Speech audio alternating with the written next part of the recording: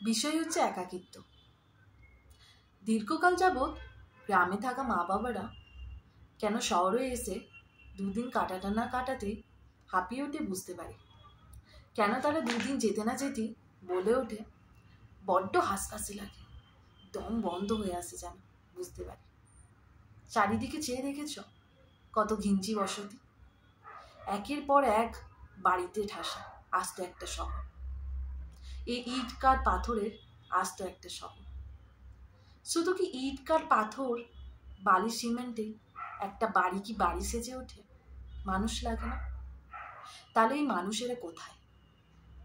এই মানুষেরা আসলে ব্যস্ত, কেউ সাফল্য অর্জন করতে, তো কেউ লক্ষ্য পূরণে, কেউ বাজিতে জিততে, তো কেউ অন্যকে হারাতে, কেউ অন্যকে পেছনে ফেলতে, তো কেউ নিজেকে জীবনে এগাতে।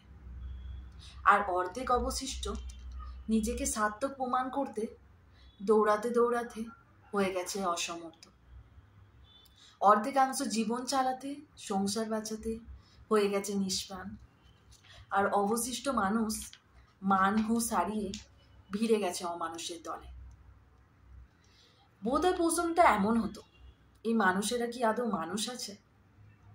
এসবের মাঝে সময় যেন বিনা নিমন্ত্রণে অতিথির মতো, নিছক এক অন্যায্য দাবি।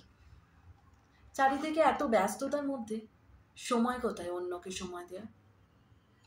এই ইটকাঠ পাথরের শহরে প্রতিটা বাসস্থানের আয়নাগুলো অধীর আগ্রহে অপেক্ষা করে তাকে সাদরে গৃহে আনা ক্রেতার জন্য। কিন্তু সময় কোথায় নিজেকে সময় দেওয়া? ঘরে আয়নাগুলো এক কোণে জড় বস্তুর মতো অপেক্ষা করে এক দৃষ্টিতে, কিন্তু তাতে এক বিন্দু চক্ষু ভরিয়া নিজেকে দেখার সময় হয়ে ওঠে না। কতকাল মানুষ নিজেকেই নিজে দেখে না, তাহলে অন্যকে দেখার সময় কোথায়? এইসবের পিছনে লুকিয়ে থাকা আসল কারণ হচ্ছে ব্যস্ততা, ব্যস্ততা, ব্যস্ততা, ব্যস্ততা। মানুষ ব্যস্ত না থাকলে তাকে একাকিত্বে ঘিরে নেয়, আর মানুষ প্রচুর ব্যস্ত হয়ে গেলে তাকে ঘিরে থাকা মানুষেরা একাকিত্বে ডুবে যায়। বোধহয় সবই ভালো, আবার সবই খারাপ, যেন কয়েনের এপিঠ আর ওপিঠ, দুপিঠই সমান।